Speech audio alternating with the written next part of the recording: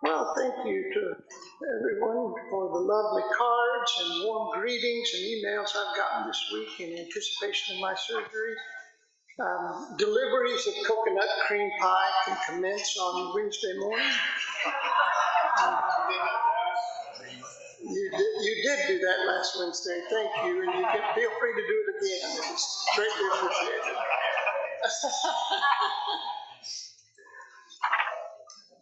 So I went for a little drive around town one night this week. The interesting thing about living in the same town you grew up in is the almost daily reminders not only of your best moments, but also your worst. Every street, sometimes every house, is a picture album eliciting a memory, good or bad. In between our house and town, just north of the courthouse, is an old house. I think it was probably built in the late 1800s. And there was a boy who lived there when I was a kid who was a bit of an odd duck. One of those kids who believed the most absurd things. He'd say things like, one day, we'll just carry phones with us. They'll fit right in our pockets. He'd say something like that, and all the other kids would laugh at him and throw rocks at him and call him a weirdo. But that never seemed to faze him. He just went around in a constant state of fascination.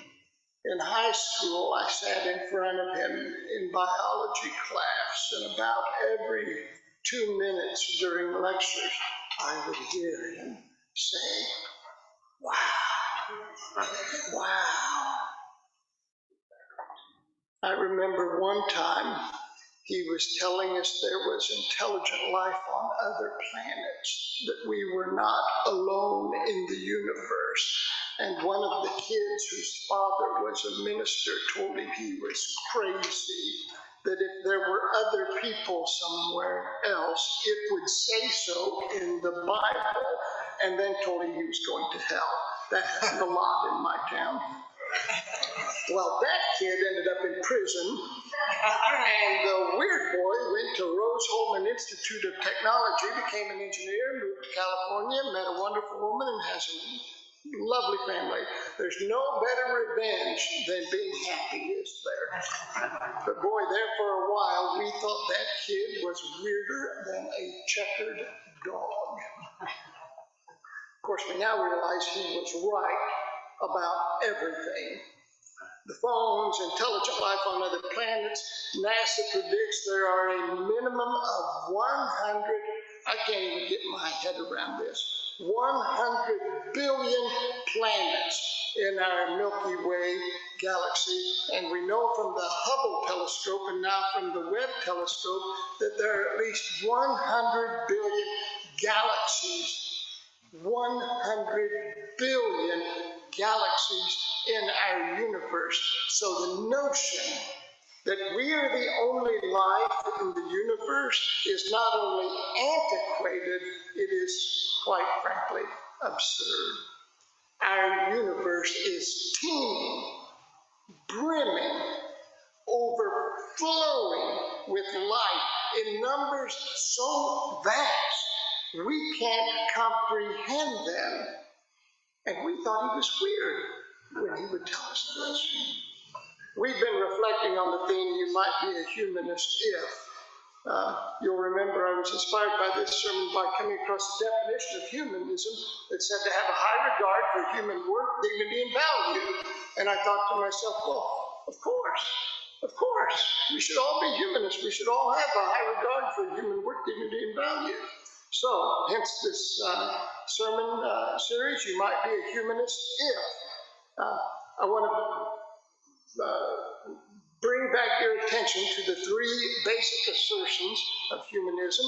The first assertion is that knowledge and wisdom are best attained by studying the observable world using the scientific method. We talked about that last week. Second assertion, that humans arose through evolution, are self-aware, and possess the knowledge to discern, the ability to discern right from wrong.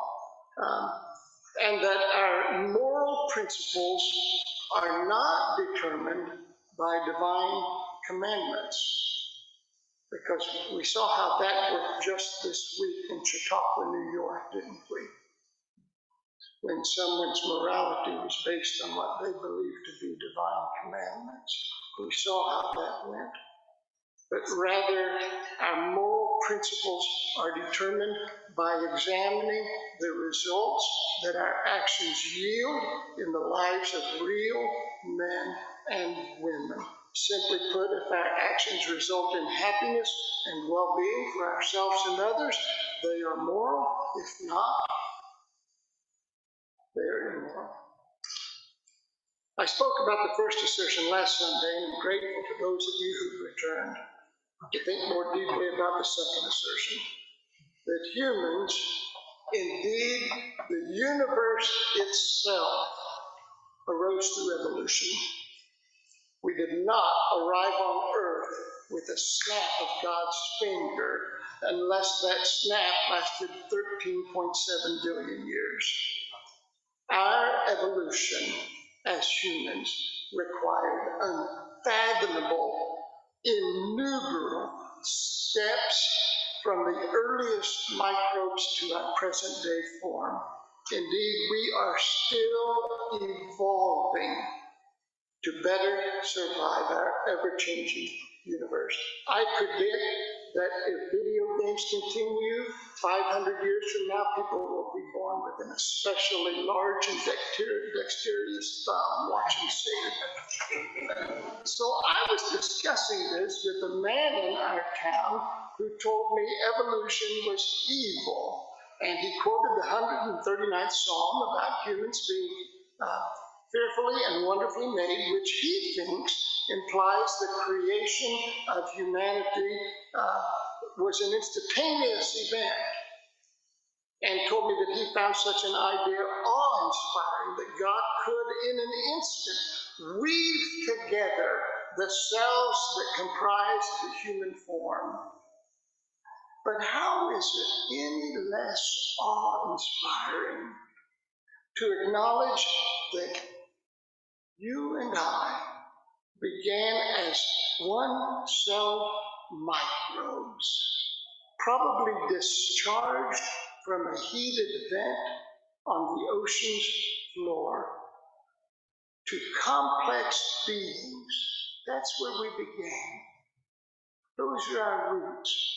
And here we are now, complex beings capable of self-awareness, possessing the ability to discern right and wrong, all while living in a universe whose stars and planets defy calculation. How does that not fill us with awe? How is that just not the most amazing thing ever? This summer, John Essex, Fairfield's own gadget man, purchased a combination smart telescope and camera. John loves gadgets. Loves gadgets. And so this is what he got this summer. It was on a GoFundMe page, right? And helped fund the invention.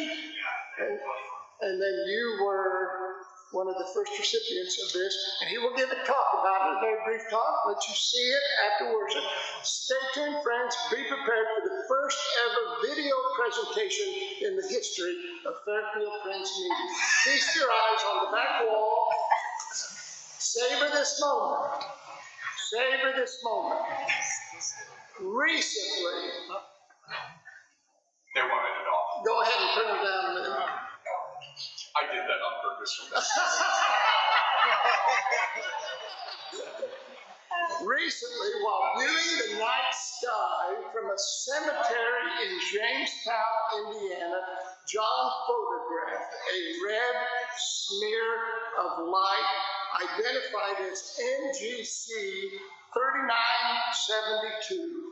That's a galaxy that you see circled there with the red smear of light in the middle. That is a galaxy. It is a galaxy 66 million light years away, receding from us at a speed of almost 2 million miles an hour. Miles an hour. John notes that red smear of light he saw that night. That light that's coming from that began traveling toward us when the Tyrannosaurus Rex and Triceratops ruled the earth. That's the light we're seeing from that instance. North America was a massive inland sea whose receding waters eventually caused the Grand Canyon. That's the roots of the light we see today. Okay, lights back on. Savor that moment. Let's give a round of applause to our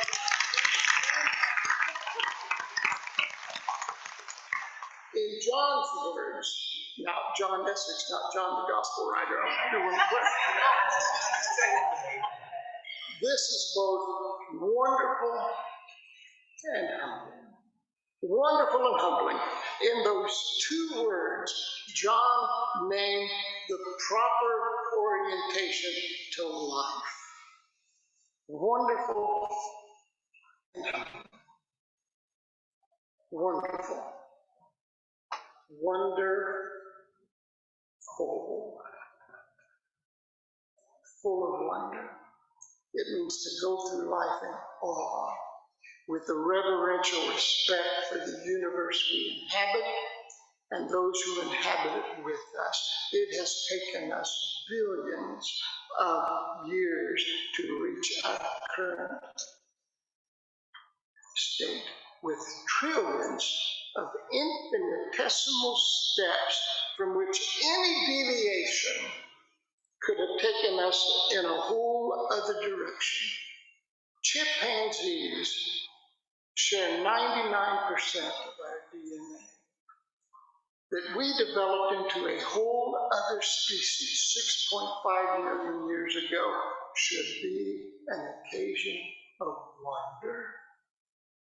In fact, to experience this life and not be daily filled with amazement and wonder is to be like a petulant child who, rather than being grateful for all he has been given, grumbles because of the one thing he didn't get. Do you live your life with amazement and wonder?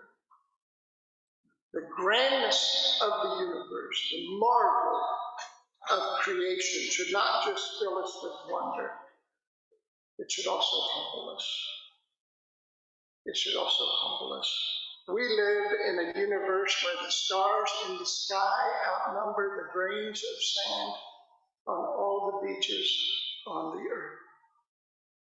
But think how often we inflate our own significance, how often we lack any kind of existential modesty.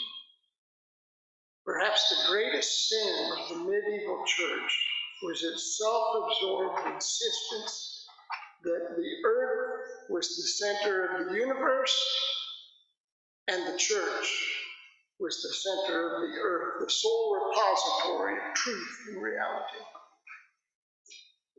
When I was a little kid, back when I was making fun of the smart boy, when I was a kid and I would act selfishly with little regard for others, my mother would say to me the same thing. And your mother or father probably said to you, who do you think you are? Who do you think you are? I didn't realize it at the time, but it was a Quaker query of sorts. An invitation for me to think carefully about not only my place and role in the world, but my attitude toward the world. It was an encouragement to look at life with a measure of perspective to not inflate either my importance or the significance of my problems. It was my mother's way of reminding me that while I was important to her, I was nevertheless one among billions, and never to forget that.